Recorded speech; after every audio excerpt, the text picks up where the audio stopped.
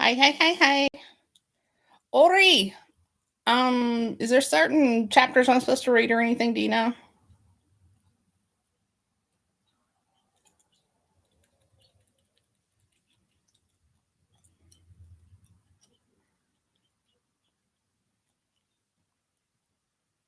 I reminded Jackie too. She'll show up, it's her own damn fault.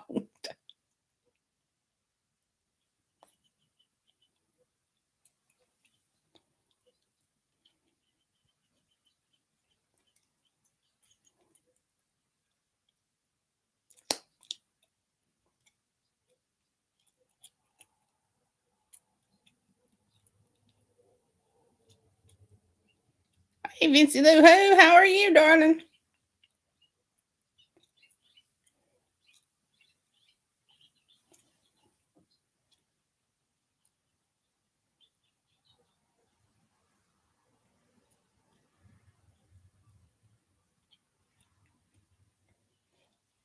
I'm trying to say something here.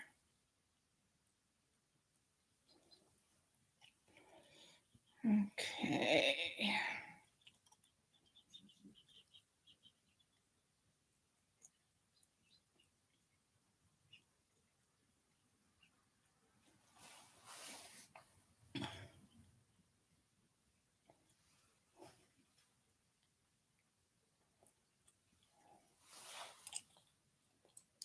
Hey, Miss Early, how are ya?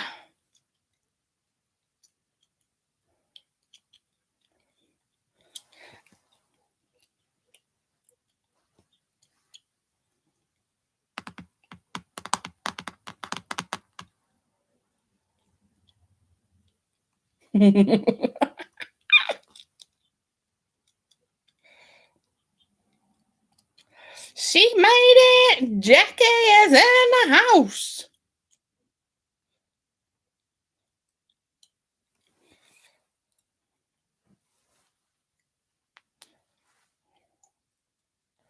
Trying to say something to her.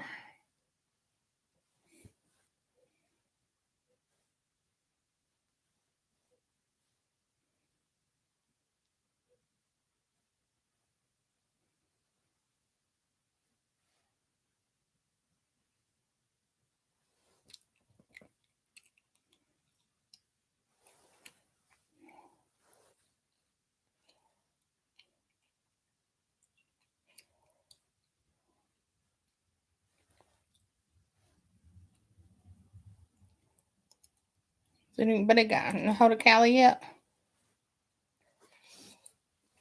She's in this time zone, so I don't know where she's at.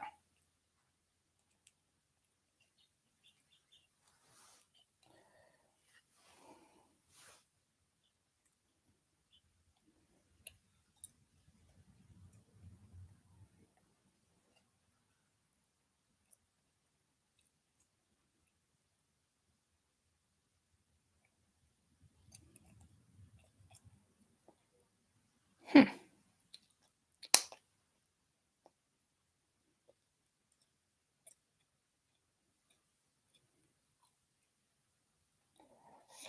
Yeah. Is everybody enjoying your Sundays? Is everybody about to thaw out? We got sunshine here, but it's windy as heck today. It was pretty good yesterday, but it only gets up to about 50 degrees, which I won't complain about.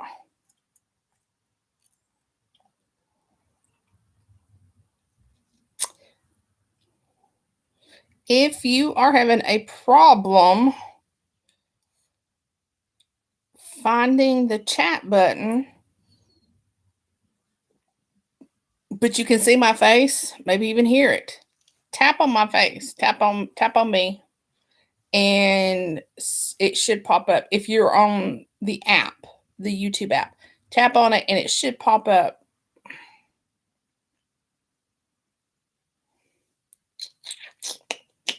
I think that's how that's supposed to work now. I think we finally figured out what was going on. Maybe, hopefully.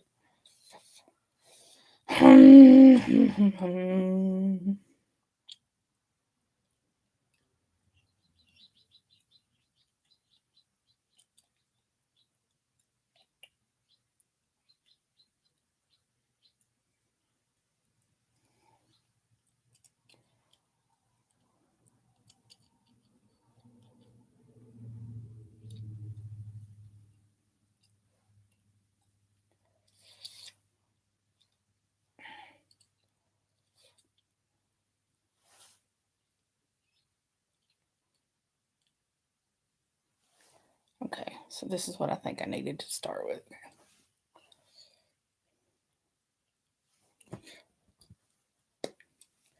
Boom, chaka-laka, laka, boom.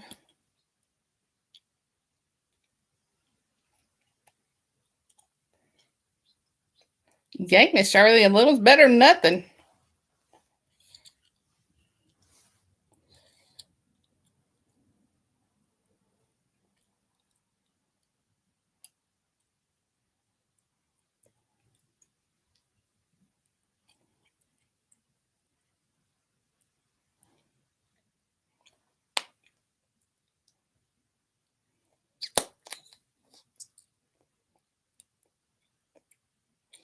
Okay, here we go.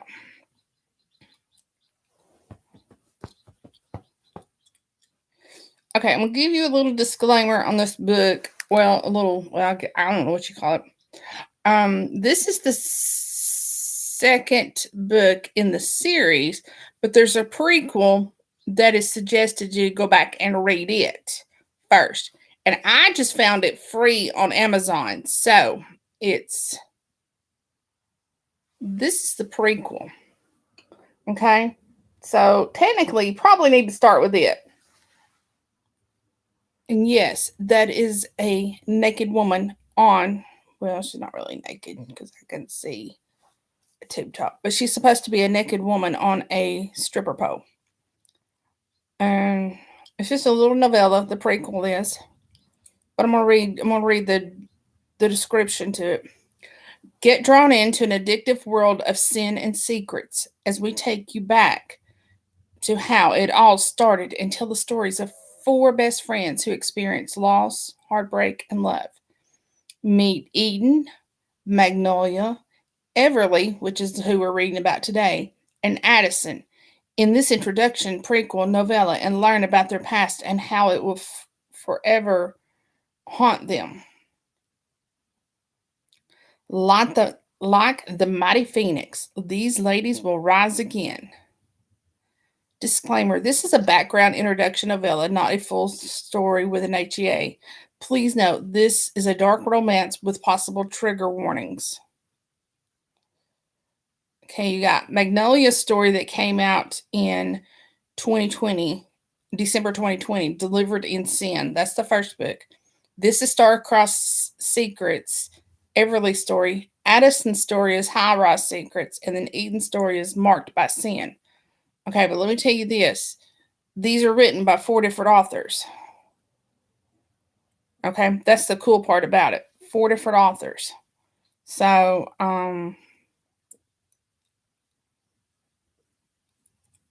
Kara Wade, Nicole Rodriguez, Kelly Brixton, which is today, and Shayna Swenson, which I've read Shayna on here before. She's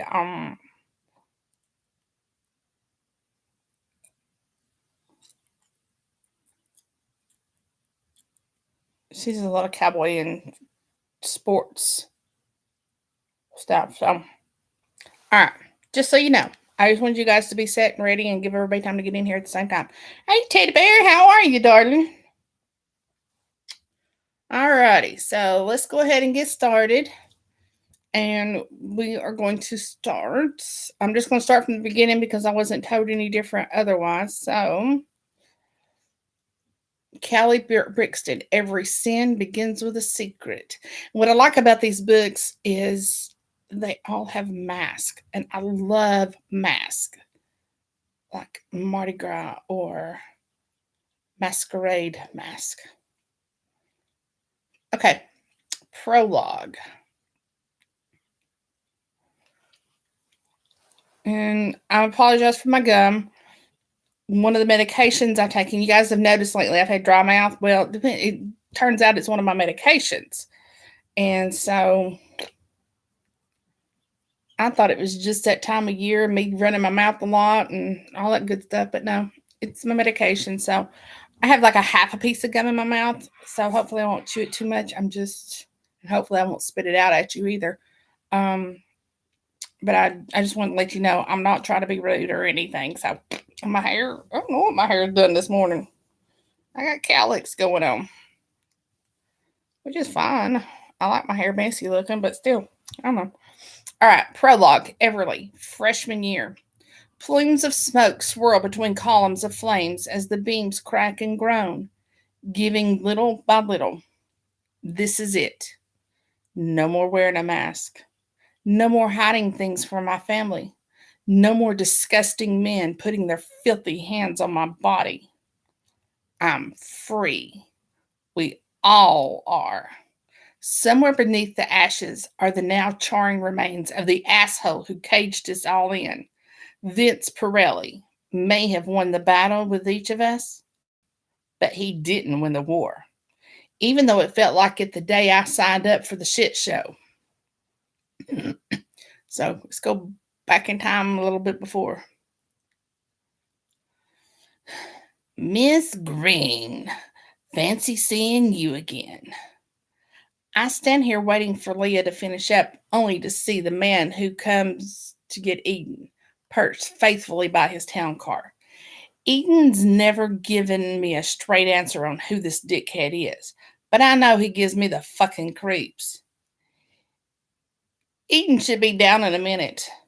Actually, he pushes off the car and strolls my way, raising my hackles like he did the first time I saw him here. I was hoping I could talk to you. I'm a little further away from the door than I like for an escape, so I discreetly ready my trusty Balisong Osiris.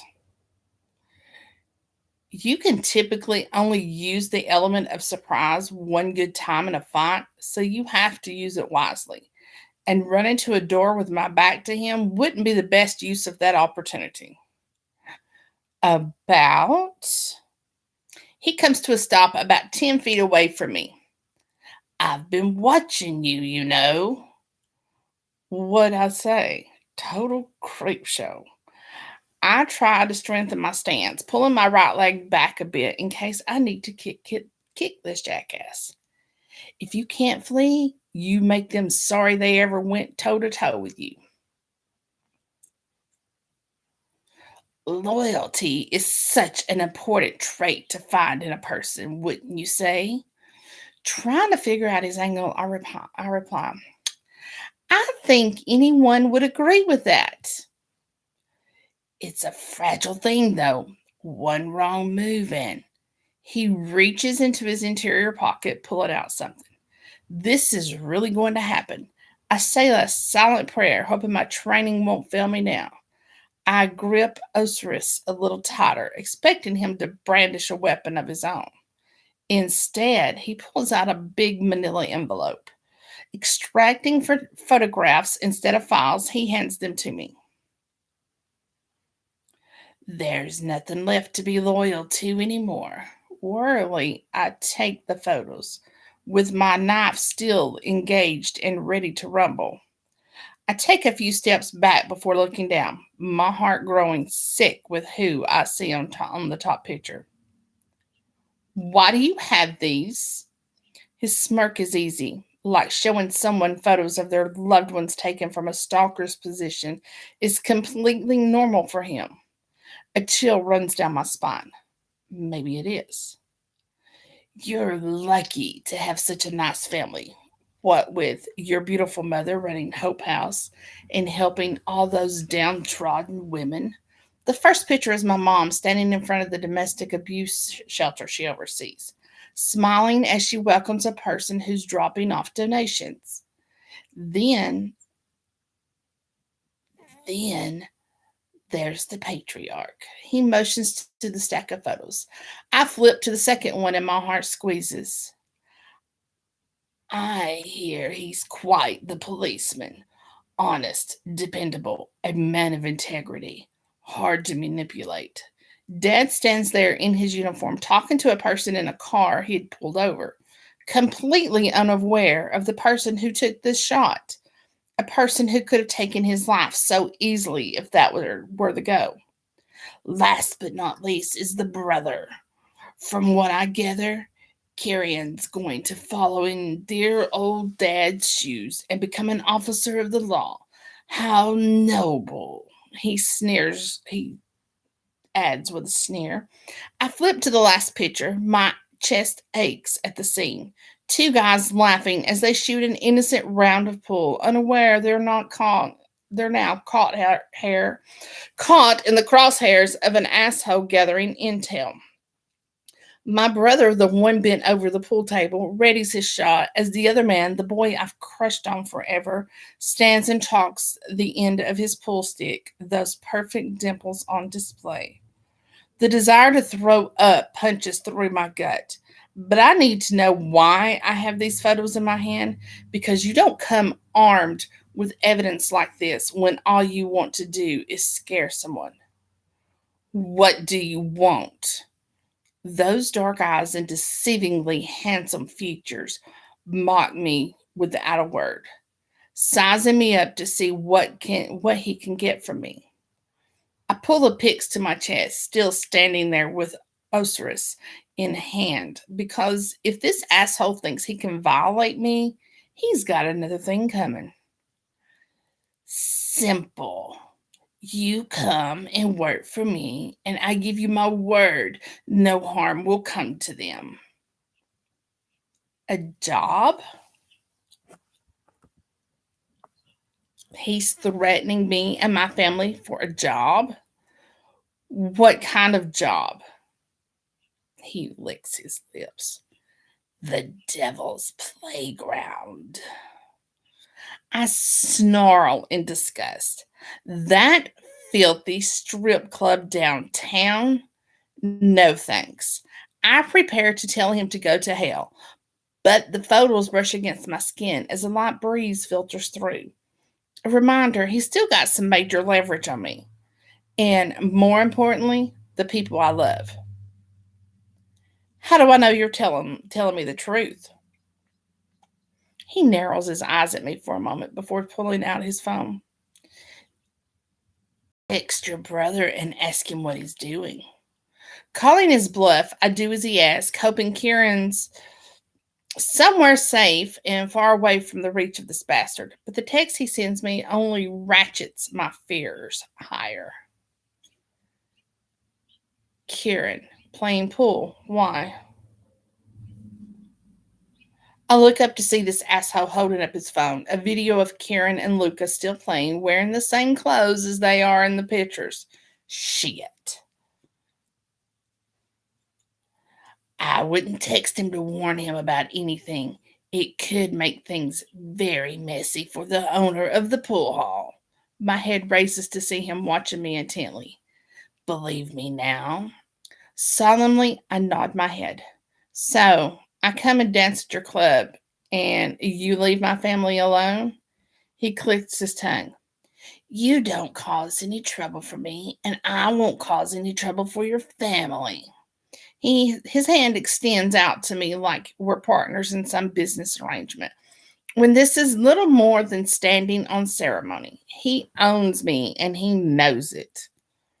I flick Osiris back into his shell and unwillingly ready my hand to shake the devil's. My family means the world to me, and I will not have their blood on my hands if I can avoid it at any cost. Even if it means I'm the only one paying them. Taking his hand, I straighten my spine and try to muster up as much courage as possible. When do I start? Sure enough, some cost had to be paid along the way, including my sense of self-worth and dignity. But to know these beautiful flames engulfing the remnants of its gatekeeper makes this little birdie's feathers fluff out further in triumph. When my wings finally ready to take flight far away from here. Good riddance, you slimy motherfucker. A sniffle comes from my right, and I turn to see tears glistening in Addie's eyes as she watches the devil's playground slowly reducing itself to ash. Ironic that the very thing which took so much from her in the past was now giving her a new lease on life. Her eyes meet mine as I take her hand and cradle it in mine. Neither of us says a word, but I hope she can feel my love and support. More than anything, I hope she realizes that she's not alone this time. One beat passes, then another. Finally, a faint squeeze returns my gesture, and a small nod lets me know she can read my intentions. That's the bond of sisterhood. Sometimes words just aren't needed. I glance at the two girls to my left, whose faces are telling two different stories. Leah's is a portrait of relief, most likely because the freedom promised to her in this hellhole was little more than cheap words and dirty money. So much of her innocence was tainted by the realities of what this place was, and by the third man in her life who held her prisoner in one way or another. The fourth time better be the charm, or I'll have to gut him. She spent her entire life beholden to men, but now it's like watching a bird realize the door for the cage is wide open with nothing and no one standing in her way. And Eden, the one of us who should feel the most liberating, is standing near me, a thoughtful expression twisting her features. She was the sacrificial lamb that the devil chose for himself. But that look, something doesn't sit right with that look. Okay, don't freak, she began softness in her tone. Just hear me out, okay? Her instant intense stare melts into an expression of hope, which twists my stomach with the thoughts of what's coming next. We should take all this money and open our own club. What the fuck? Leah's whispered, what? Beats my, what in the holy hell are you thinking to the punch? It's the fumes. This has to be the smoke inhalation and fume exposure. Eden, we just, how? Why would you want to do that? Leah stammers. Why, indeed? It doesn't have to be anything like Vince's. She turns to look us fully in the face, resolve sitting comfortably on hers. It can be different. How in the world could we make a strip club something different from what we've all experienced? They all come with certain expectations and demands, a price I was no longer willing to pay, not when I had a choice. And I doubt Addie and different how? Leah's voice breaks through my thoughts, stunning me. I glimpse at Addie, who has the same look of shock that I'm no doubt sporting. Why is Leah entertaining this? Eden stares into the flames, again thoughtfully, as if the answers are hidden among the cinders. Leah, Addie, and I exchange uneasy glances. This is insanity. I prepare to announce my dissent when Eden breaks her silence. However, we won't. She turns her back to the inferno once more, her shapely silhouette cast against the glow of the fire as she straightens her spine. It'll be hours to run as equal owners. The conviction in her voice is firm as she looks between us all and says, a place where we can have our freedom, a safe haven for our little birdies like we were. For little birdies like we were. Leah's lashes flutter. We don't have to strip if we don't want to, she blurts out, and we don't have to do anything with any of the men if we don't want to either. Eden slowly nods her head, heartbreak flashing across her beautiful face. Exactly. It would be complete with completely up to us what we do and who we do it with, or not at all. We control everything. No one can make us do anything ever again.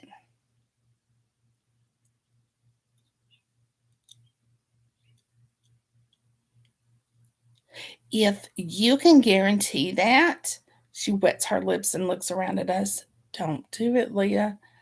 I'm, I'll, I'm in. Enough of this bullshit. Y'all can't be serious.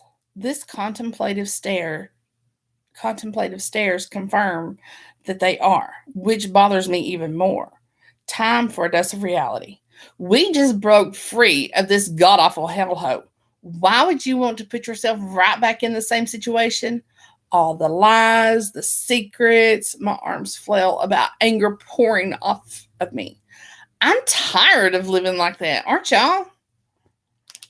I can see the wheels turning in Leah's head, which worries me. Dancing all has always been an escape for her. Yet I hope she can see past the luster of this ideal. Still, I know she's pretty much on her own since her parents cast her out because of her divorce from.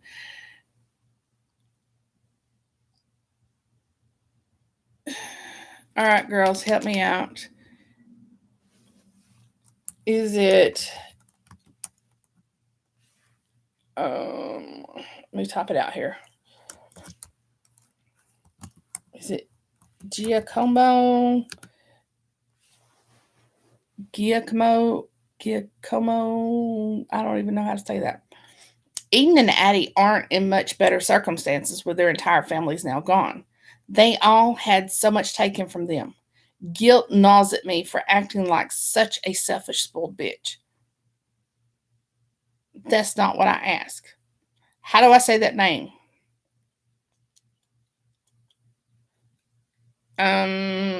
Guilt gnaws at me for acting like such a selfish, spoiled bitch, complaining when I have a full ride scholarship and a family who always supports me. All that these girls have. You bitches aren't even listening to me.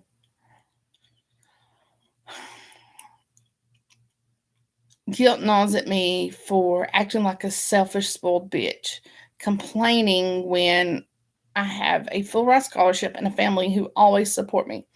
All that these girls have are the ones standing here in our little circle. But the thought of subjecting another person to a place like the Devil's Playground, hell to the no. And to want to own a place where we subject girls to the same shit, I shake my head back and forth firmly. I can't support that. Ev, Leah quietly, Ev, Leah quietly says as she lays a gentle hand on my arm. Why do all these women at Hope House go there? Because they have no other choice. I have. How would this be any better? Leah opens her mouth, only to close it when Eden gives her a look. I glance to Addie for support, but she seems to be mulling it over seriously as well, which means I'm on my own if I'm going to snap them out of this madness. Eden strives to stand before me, tenderness in her expression. We be offering a way for women like them, like us, with no secure footing or a backup plan to support themselves and get out of those awful situations. We'd also be giving women who want to explore their sensuality a safe place to do so. You two are useless. And Jackie's got to be driving, doesn't she? I say, she wouldn't let me down. She would know. Eden, I began, uncertain of how to word my next thoughts without stepping on anyone's toes. What about their time outside of the club? How are we going to protect their identities and ours? I can't put strip club owner on my teaching application.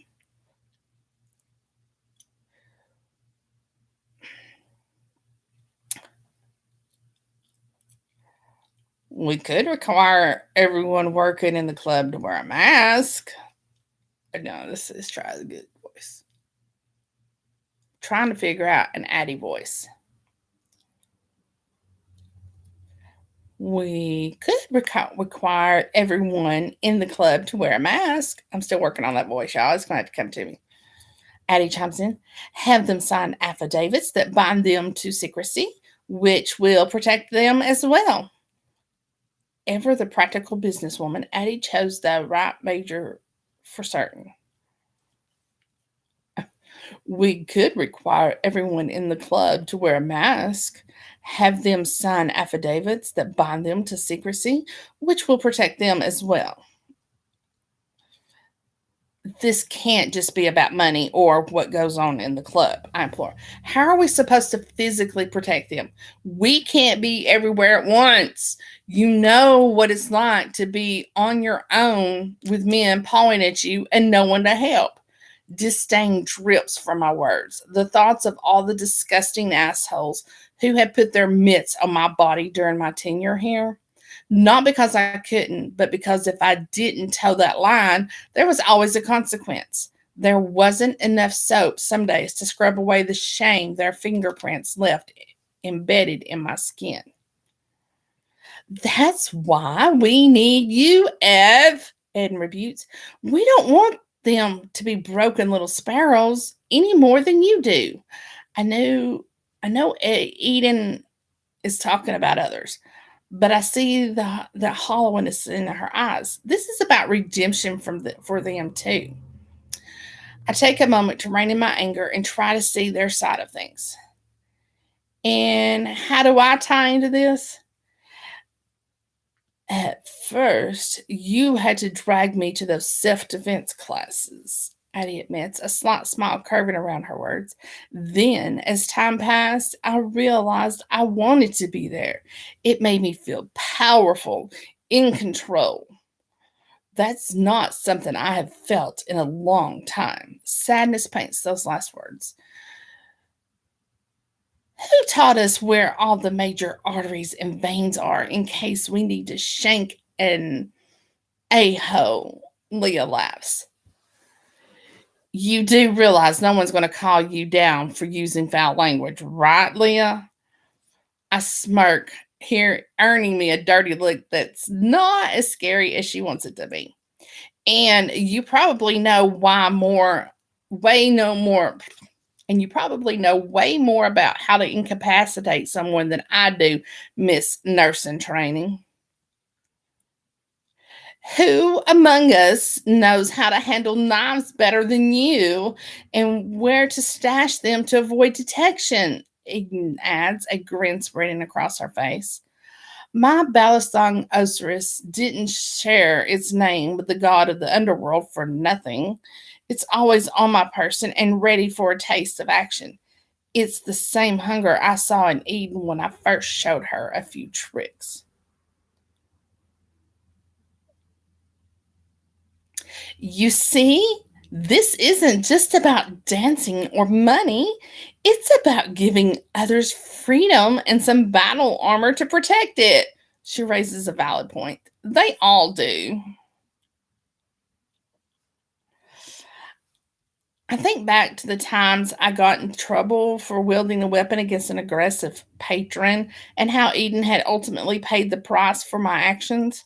I can't stomach having any more blood on my hands of innocent people paying for my reactions and choices, but I also know that this means what this means for my future.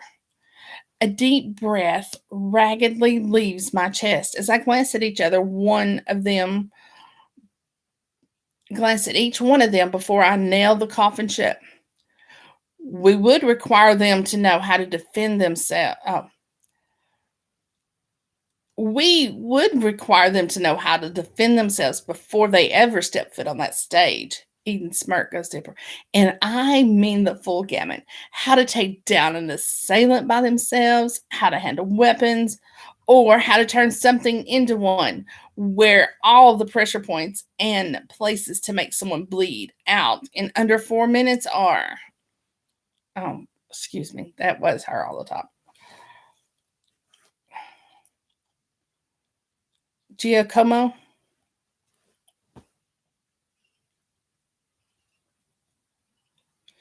We would require them to know how to defend themselves before they ever step foot on that stage. Eden's smirk goes deeper. And I mean the full gamut. How to take down an assailant, an assailant by themselves, how to handle weapons, or how to turn something into one, where all the pressure points and places to make someone bleed out in under 4 minutes are. I said pointedly to Leah, whose smile blooms brightly before turning to Addie. I won't negotiate on that. Safety and anonymity are the two key priorities. We can't help them if we can't help them, if we can't keep them safe, us included. Is that a yes? Eaton asked hopefully as the other two try to gauge my intentions. A heavy weight takes hold of the invisible shackles, find their home on my wrist once again. The devil's playground was a prison for me. Always having to hide up behind a mask. Always having to watch what information I let slip to others. Always having to guard this secret from my family. The very reason I walked into that club and danced in the first place. I fucking hated every square inch of that pile of brick and lies. Now I'm willingly putting them back on once again for family. I look around at the two girls I've grown to love over the last few months and the one I've called my sister for years. Can I say no to them? Yes. Will they understand? I believe wholeheartedly they would. Can I sacrifice my own happiness for the happiness of those I care about and live with the decision? 3 women stand before me, waiting for an answer. 3 girls who've had the deck stacked against them for so long are only asking for my support and my loyalty. Beneath the facades and the makeup, the mask and the wigs, I see the answer as clear as day in my chosen sisters. Family comes first. Always. Swallowing the thick lump in my throat, I ignore the feeling of dread washing over me and pray to God I'm not making a huge mistake. If you can guarantee all that, I sigh, even though I feel the tightness of those chains once more. I'm in. And with that declaration, I wave my proverbial pen dipped in my blood and sign away my freedom once more. Chapter 1, Everly. January, sophomore year. All right, ladies, time to pick your poison. I motion to the men of the various ages and skill sets behind me. Sorry, y'all. I need to plug this in before it dies. Okay. Voila!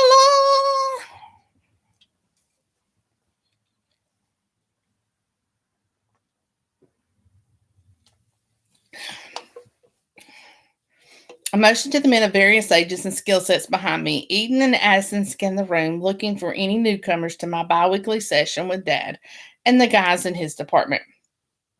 Now that they've become proficient in their own rights of self-defense, I always let them choose their victims, training partners for the sessions before singling out my own.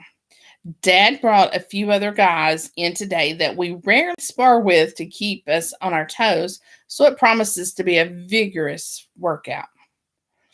I always assume you know about your opponent's fighting style, Care Bear, because when it's for real, chances are you won't.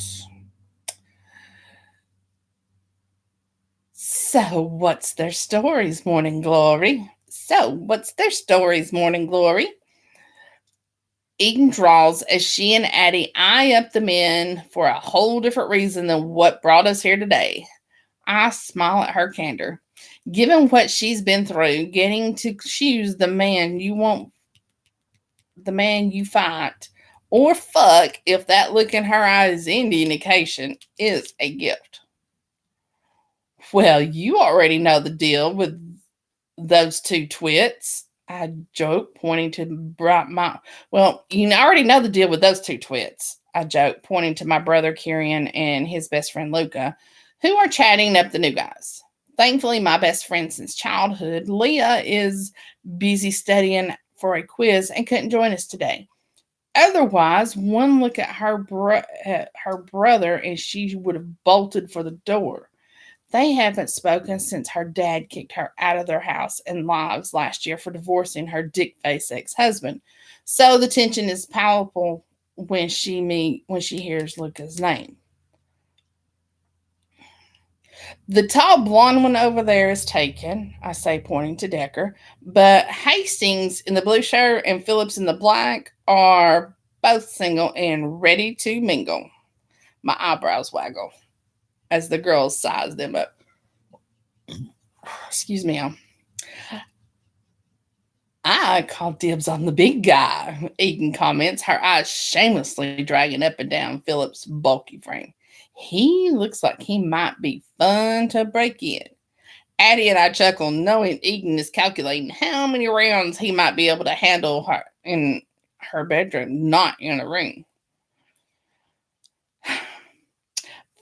Fine by me. If that bulge in the front of Hastings' pants is in a cup, I found my after training treat. Addie cools as she winks, her inner vixen shining through. Oh, fine by me. If that bulge in the front of Hastings' pants is in a cup, I found my after training treat. Addie cools as she winks, her inner vixen shining through. See, you guys know I'm awful with lady voices, and yet here I am doing 4 different ones. By the way, if you're on here and watching and you haven't found the chat button yet, try clicking on my head. Usually if you click on the video itself, a chat box will pop up. So try that and see if that works.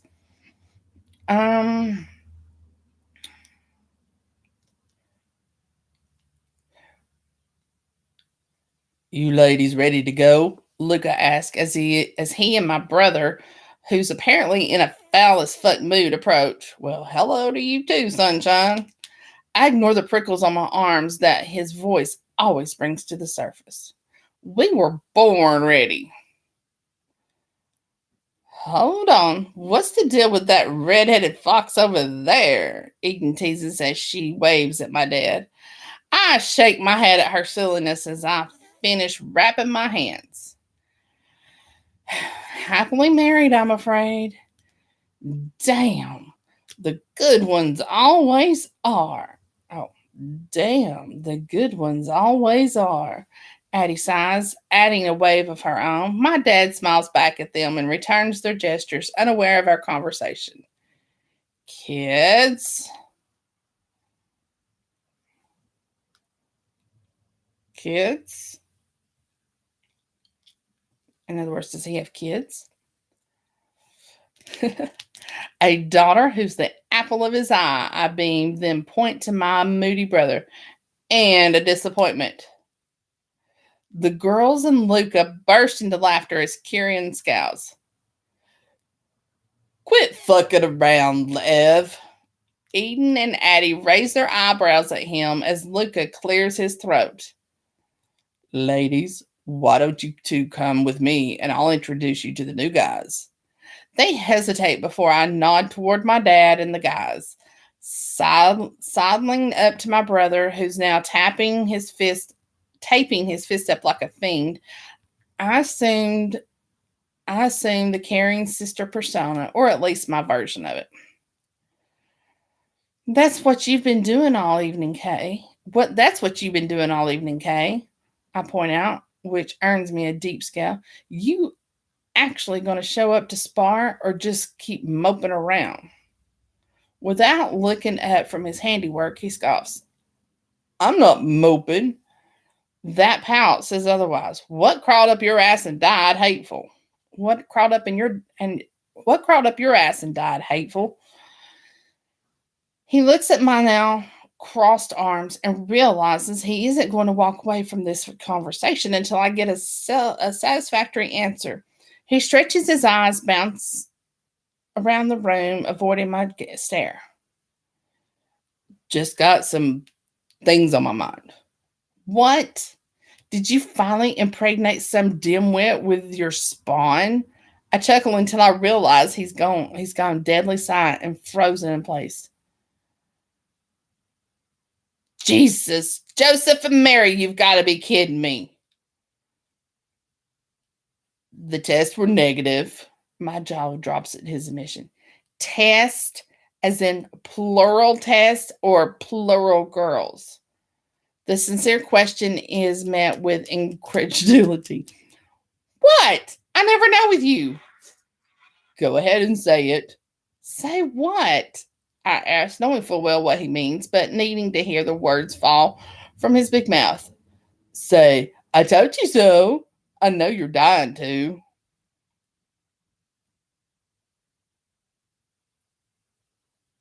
Okay.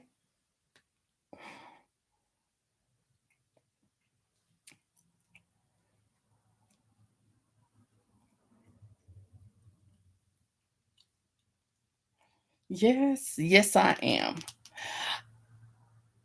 I believe those negative tests said it eloquently enough, Kieran. Who, I don't want to talk about it. He cuts me off, his stance stiff, even after stretching. That tone of voice, though. Why do you sound so disappointed? Disappointed? I was scared shitless, he mutters angrily. What if it would have gone down the other way? I pause a moment to imagine my brother, the man who's destined to be an eternal bachelor, as a father. It paints more of a Jackson Pollock rendition than a mental picture.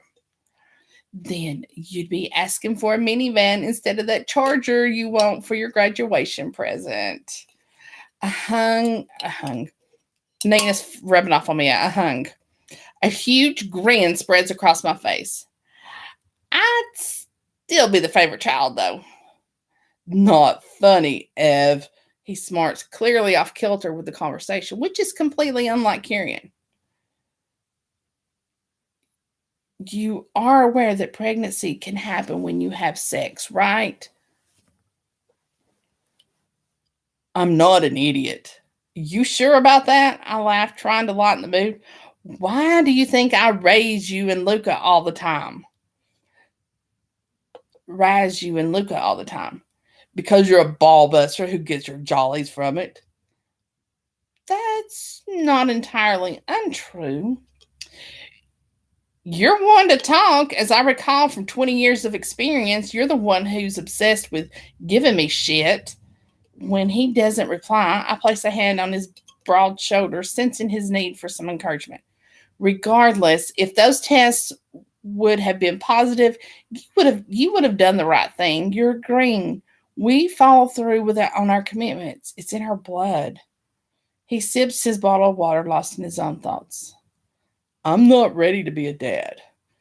And the world breathes a collective sigh. I don't think the world's ready for the fruit of your loins to be unleashed from hell yet, either. Although, if you want to lessen the likelihood of it happening, don't you think it might be a good idea to tone down your activity level a tad bit? Just got to be more careful with who I choose to exercise with, I guess. Not the approach I was thinking of, dear brother. Doesn't it ever get old fleeting from girl to girl? I scrunch my nose.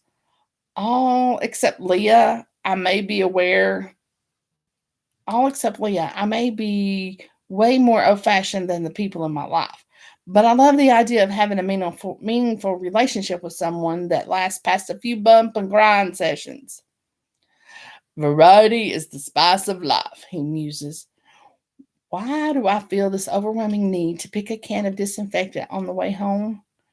Keep telling yourself that. Instead of putting notches on your bedpost, you'll be building extra shelves on the spice rack to house all those little varieties.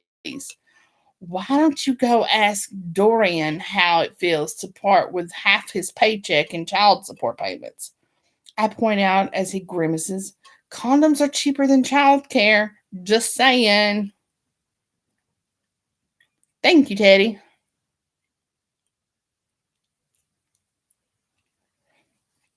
Stealing a glance at Dorian Fredericks, a decent guy who made some poor choices in his younger days and ended up with not one, but two baby mamas from Hades, he shudders. I used protection. Things happened, though, Kay.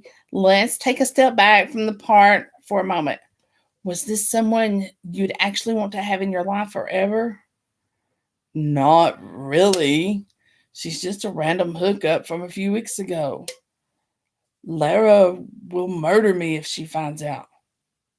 Who's Lara? A girl I started talking to after Jeannie and I hooked up. Janine and I hooked up. In Kyrian speak, that means they've slept together at least twice, possibly a third time. Then maybe instead of going for quantity, why don't you try to have a relationship with someone? Get to know more about her than her bra size and what style underwear she leaves on your bedroom floor.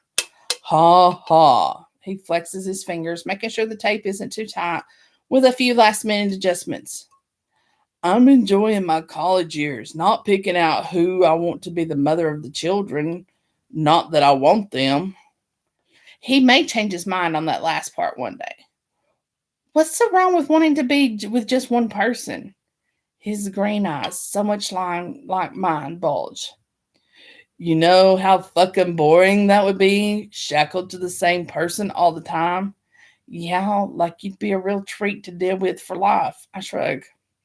It's not being shackled if you willingly tether yourself to someone. He smirks. That's sweet, Ev. Been reading your big book of fairy tales again? Asshole.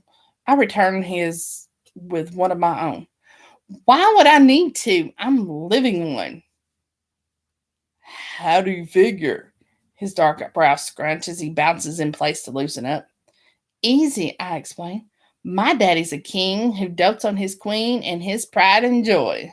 My sugary sweet voice drips with faux humility as I point to the officers in Dad's department and my friends. My kingdom has devoted knights to watch my back, and the fair maidens in the village are loyal companions. And to complete the set, it has its own village idiot. I chuck my head sideways at Luca, then give him a pointed look. Or two. He sticks his tongue out at me and gives me a playful shove.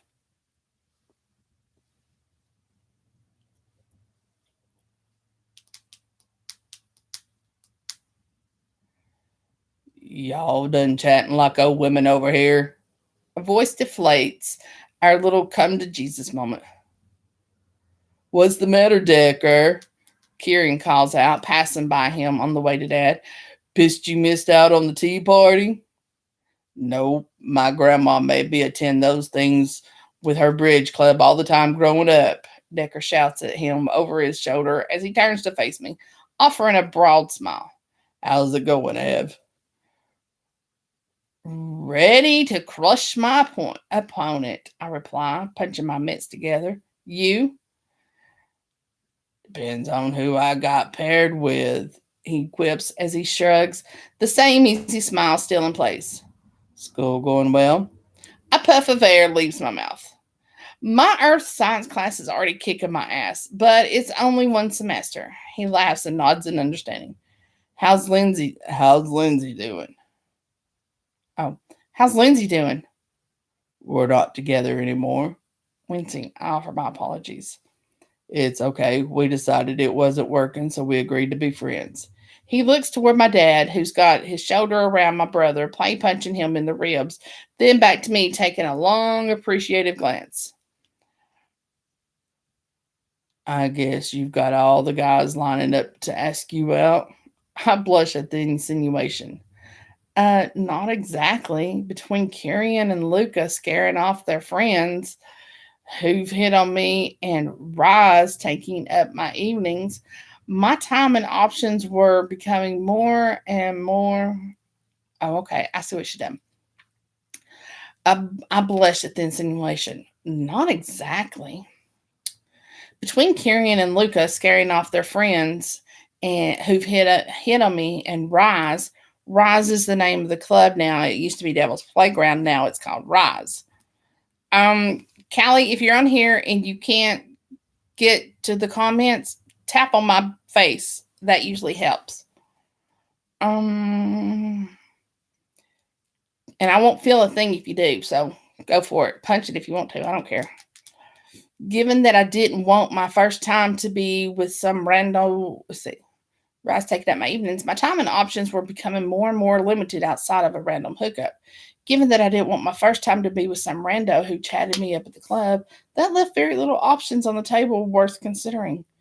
He tucks his hands into his pockets, almost looking like a teenage boy than a grown man who's now a rookie cop.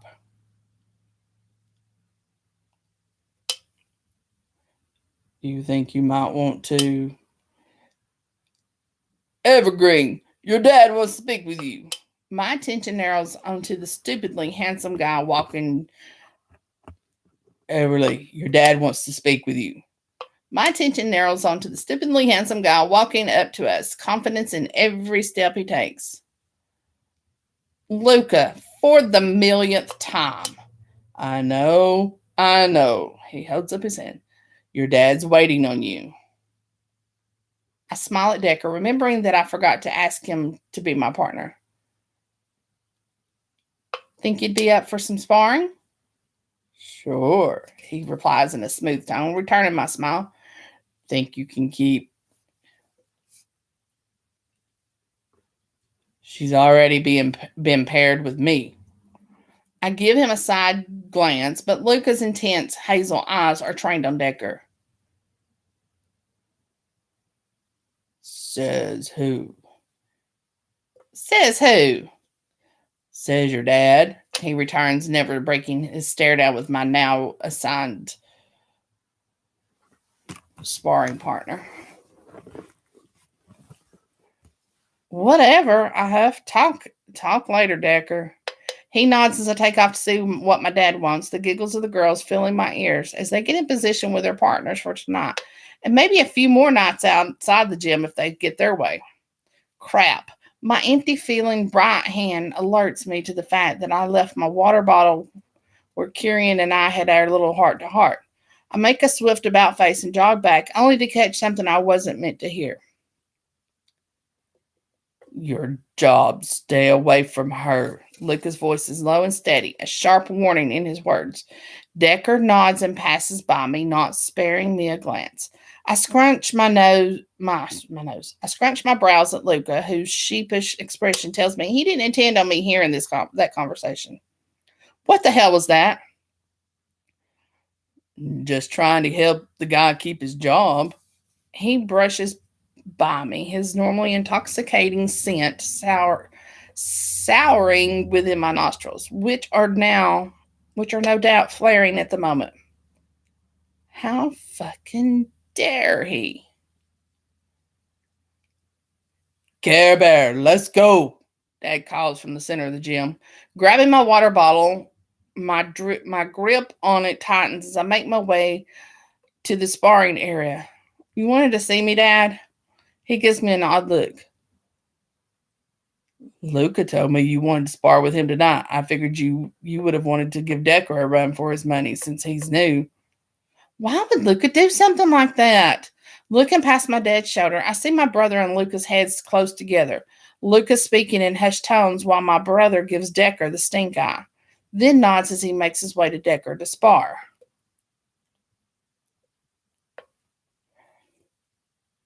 Anger boils in my gut at those nosy jackasses and their constant interference in my life. This is the last straw.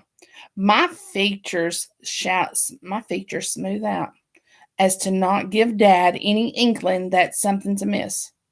Nah, it's been a while since I've mopped the floor with Luca. Figured he might need a reminder.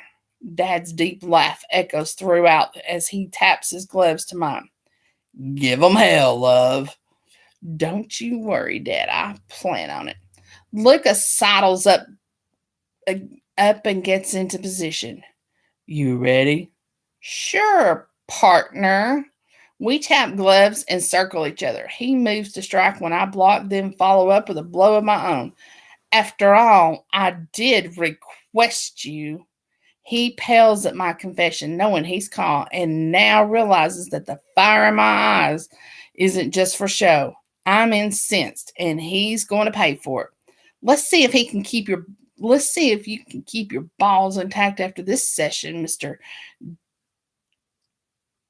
Giordano, another Italian name that I don't know. By the way, you, Kieran, and I are going to have a little chat before we leave this evening. He gravely nods his head, knowing I mean business and that he's going to regret lying to me and Dad. We spar until the other group finishes up. Groups finish up. Both of us sweaty and worn out. After a quick shower to freshen up for my shift at Rise tonight, I emerged to find my brother and Luca long gone. Cowards. Tomorrow, though, they're both getting a tongue lashing and an ass beating. I may even throw a shanking for the hell of it. All right, that gets you through chapter 1.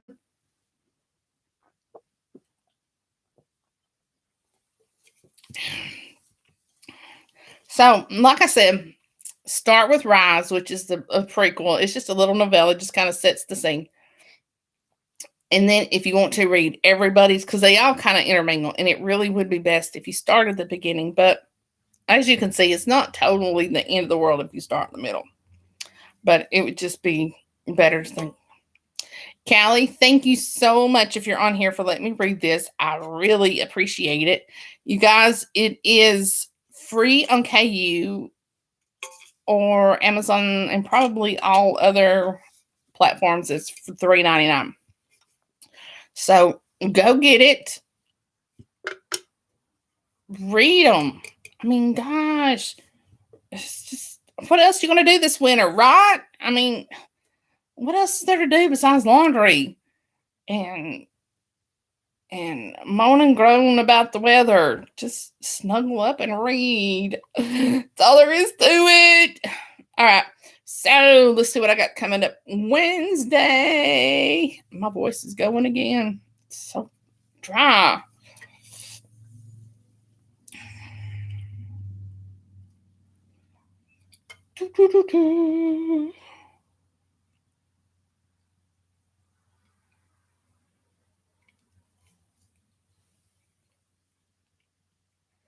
Eden Summer.